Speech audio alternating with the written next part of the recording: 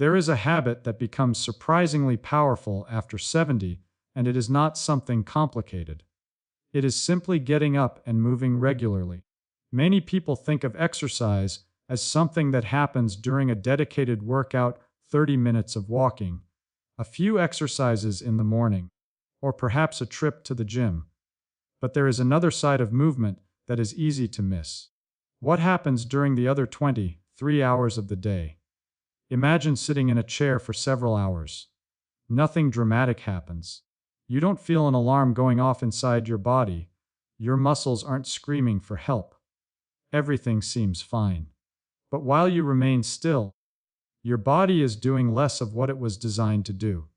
Your legs are built for movement. Your muscles are built to contract. Your joints are built to move through their range of motion.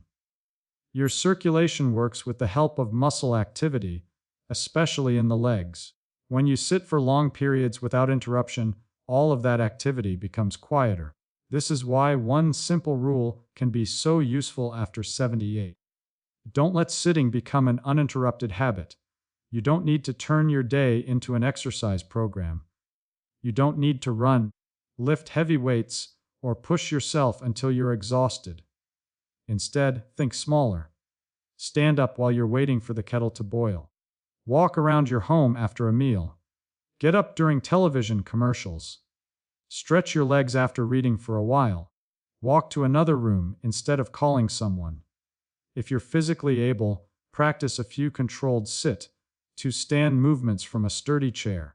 These tiny actions may look insignificant, but healthy aging is often built from insignificant actions repeated thousands of times. There is another important reason to keep moving. Strength is remarkably practical.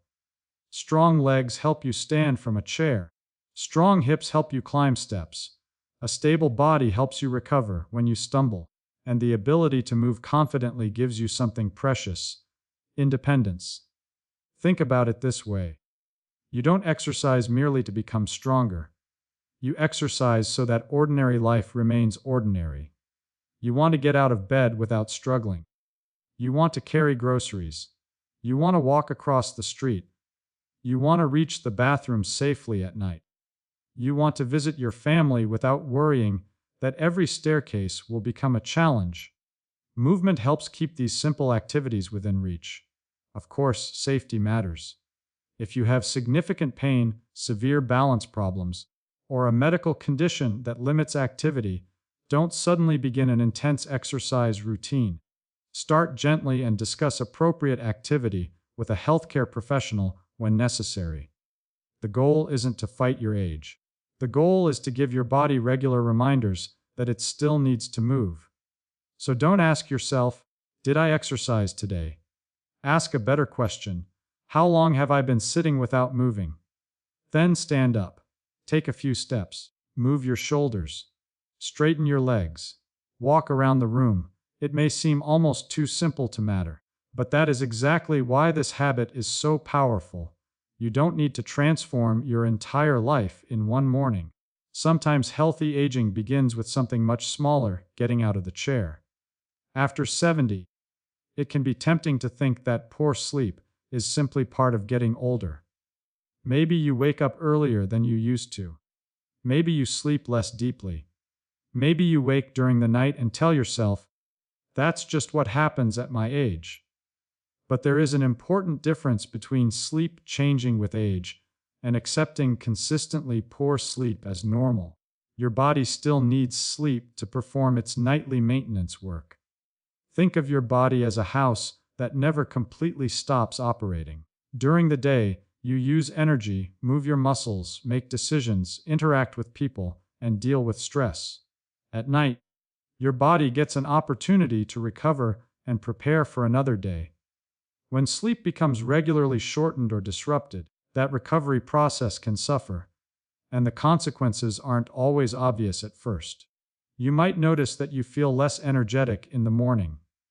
Perhaps your concentration isn't as sharp. Maybe you're more irritable than usual. You may feel less motivated to walk or exercise. Eventually, poor sleep can become part of a cycle. You sleep badly, feel tired, move less, and then have an even harder time maintaining healthy routines. This is why sleep deserves the same attention as nutrition and physical activity. But better sleep doesn't necessarily mean spending more hours in bed. It means creating conditions that make good, quality sleep more likely. Start with consistency. Try to go to bed and wake up at roughly the same times each day. Your body responds well to regular patterns. Instead of treating bedtime as something that changes according to your mood, make it part of your daily rhythm. Then look at the hour before bed. Bright screens, stimulating conversations, heavy meals, excessive fluids, or stressful activities can make it harder to settle down. A quieter routine can send your body a different message. The active part of the day is ending. You might dim the lights, read something relaxing, listen to gentle music, or simply spend a few quiet minutes preparing for tomorrow. And don't forget daylight. Getting natural light during the day, especially earlier in the day, can help reinforce your body's internal timing system. Pair that with regular daytime movement, and you're giving your sleep schedule two useful signals. Daytime is for activity, nighttime is for rest. There is also something important to understand about waking during the night. Occasionally waking up does not automatically mean something is wrong. Sleep naturally changes as we age.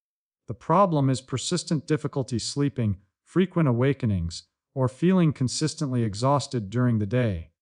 If that happens regularly, don't simply say, "I'm old." Sometimes there is an underlying issue worth discussing with a healthcare professional. Persistent snoring, breathing interruptions during sleep, ongoing pain, frequent nighttime urination, medication effects, or other problems can interfere with rest. The goal isn't perfection. You don't need to sleep like you did when you were 20. The goal is to respect sleep as one of the basic tools your body uses to maintain itself. So tonight, instead of thinking, "I can survive on less sleep," try thinking differently. "My body has worked hard all day. Now I'm going to give it the opportunity to recover." Because healthy aging isn't only about what you do while you're awake. Sometimes one of the most productive things you can do for tomorrow is simply to sleep well tonight. After 70, your body doesn't suddenly stop working, but it does change. And one of the biggest mistakes is continuing to eat exactly as you did decades ago without paying attention to what your body needs now. This doesn't mean you need a complicated diet. It means you need to become more thoughtful about the quality of the food you eat. As we age, maintaining muscle becomes increasingly important. Muscle isn't just about looking strong. It helps you stand up, walk, climb stairs, carry groceries, and protect your independence. That's why getting enough protein throughout the day can become particularly important. Think about breakfast. If breakfast is mostly tea, toast, biscuits, or a sweet pastry, you may have started the day with calories, but not necessarily with the nutrients your body needs most. A more balanced breakfast might include eggs, yogurt, milk, beans, or another suitable protein source, along with fruit, vegetables, or whole grains. The same principle applies to lunch and dinner. Instead of building meals around highly processed foods, try building them around recognizable foods: vegetables, fruits, whole grains, beans, nuts, fish, eggs, dairy products, or lean meats, depending on your dietary needs and preferences.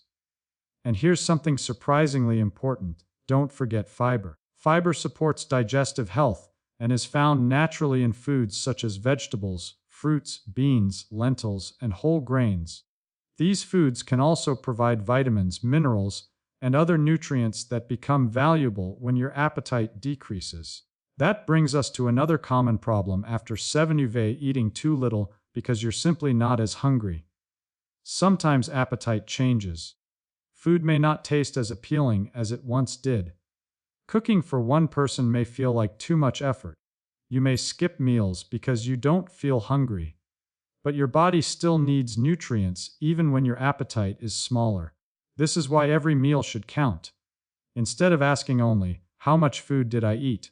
ask, "What did that food give my body? Did it provide protein? Did it provide fiber? Did it provide useful vitamins and minerals? Did I drink enough fluids? Hydration deserves special attention too. Thirst can become a less reliable signal for some older adults, so drinking regularly throughout the day can be helpful unless a healthcare professional has advised you to restrict fluids. And you don't have to completely eliminate foods you enjoy. Healthy eating isn't punishment. If you love dessert, enjoy a reasonable portion. If you enjoy bread, choose portions that fit your overall diet. If you have a favorite family meal, there's no need to turn it into something miserable. The goal is not to create a perfect diet. The goal is to make your everyday diet more supportive of the body you have today. One of the simplest rules is this: make nutritious foods the foundation and treats the extras. And remember that individual needs vary. Certain medical conditions, medications, allergies, or swallowing difficulties can change what foods are appropriate. If you have specific dietary restrictions, getting personalized advice from a healthcare professional or registered dietitian is worthwhile. After 70, food is not merely something that fills your stomach. It is raw material. Your body uses it to maintain muscle, support bones, produce energy, repair tissues, and keep countless biological processes running. So don't ask, what can I get away with eating? Ask the better question: what does my body need from me now? That small change in thinking can transform the way you approach every meal and make healthy aging a little easier, one plate at a time. After 70, one of the most dangerous habits isn't necessarily doing too much. Sometimes it's doing too little. Many people gradually reduce their physical activity because they become more cautious. They stop lifting things because they're afraid of hurting themselves. They avoid stairs because they feel unsteady. They sit more because walking feels harder than it used to. It seems sensible. But there is a strange problem with the human body. What you don't use, you gradually become less able to use. Muscles need a reason to stay strong. Balance needs practice. Your legs need regular opportunities to support your body. When those challenges disappear from daily life, strength and confidence can slowly decline, and the decline can be so gradual that you barely notice it. Perhaps you can still walk around the house, but getting out of a low chair has become difficult. Maybe you can climb stairs, but you need to hold the railing more tightly. Perhaps you used to carry several grocery bags and now prefer to make multiple trips. These may look like small changes, but they're signals. The good news is that maintaining strength doesn't require becoming a bodybuilder. You don't need heavy gym equipment or exhausting workouts. For many older adults, simple resistance exercises can provide useful training when performed safely and appropriately. One of the most practical movements is the sit to stand. Sit in a sturdy chair. Place your feet securely on the floor. Stand up under control, then sit back down carefully. This simple movement challenges several muscles involved in everyday independence. But even this exercise isn't appropriate for everyone without modification. If you have significant balance problems, severe joint pain, or another condition affecting your ability to exercise safely, ask a healthcare professional or qualified exercise specialist for guidance. Strength is only half the story. The other half is balance. Imagine walking across a room and catching your foot on the edge of a rug. Your body has only a moment to respond. Your muscles, joints, vision, and nervous system have to work together quickly. Balance practice helps keep that system active. Simple activities, such as standing near a sturdy support and practicing controlled weight shifts, can be useful for some people. Walking regularly can also help maintain coordination and confidence. But always put safety first. Don't practice challenging balance exercises beside a slippery surface or somewhere you could fall without support. And here's the key idea. Exercise should prepare you for life, not punish you for getting older. You are not trying to prove how much weight you can lift. You're trying to preserve the ability to stand, walk, reach, carry, climb, and recover from small disturbances in balance.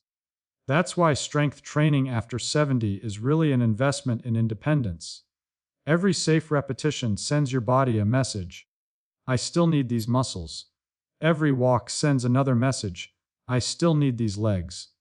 Every balance exercise says, I still need this coordination.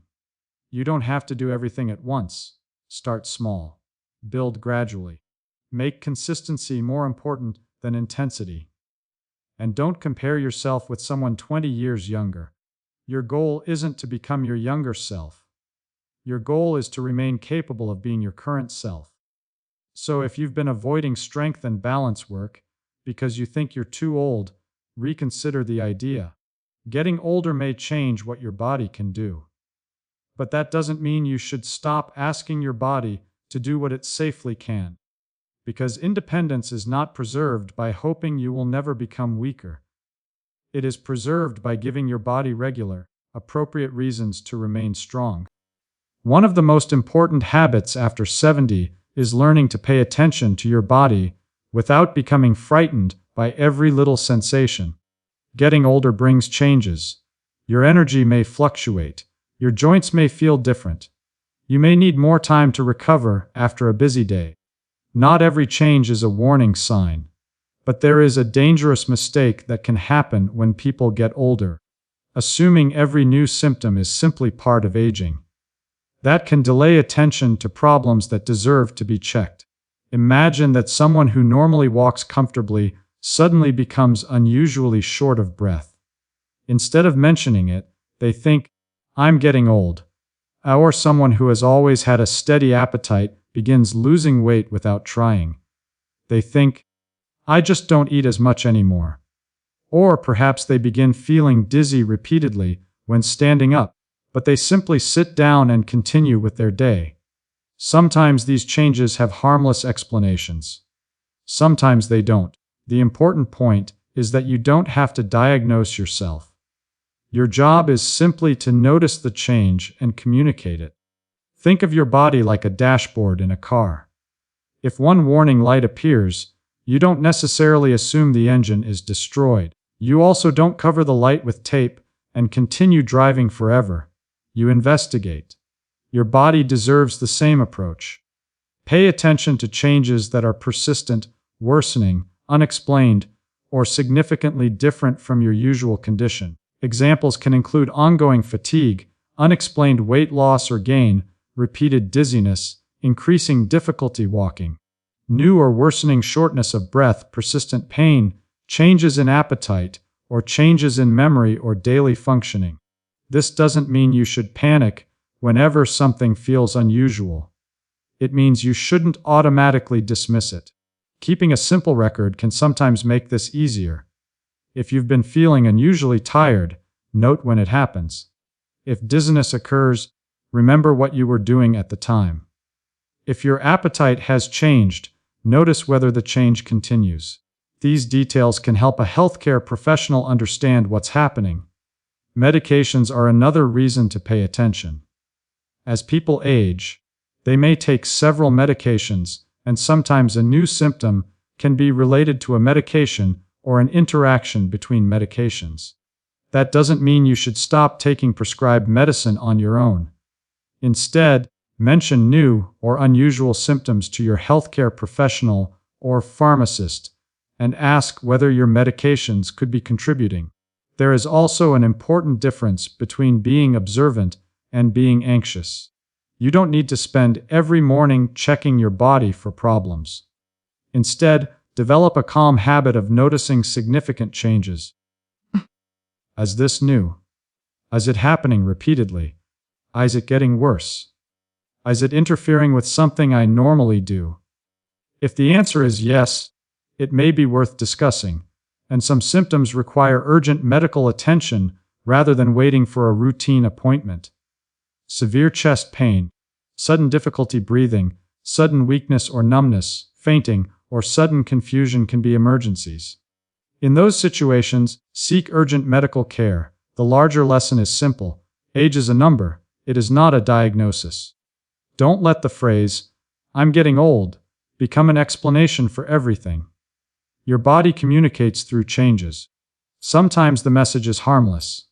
Sometimes the message is important. You don't need to fear the message. You simply need to listen. Because one of the smartest things you can do after 70 isn't to worry about every symptom. It's to know you're normal well enough that, when something genuinely changes, you recognize it and act on it.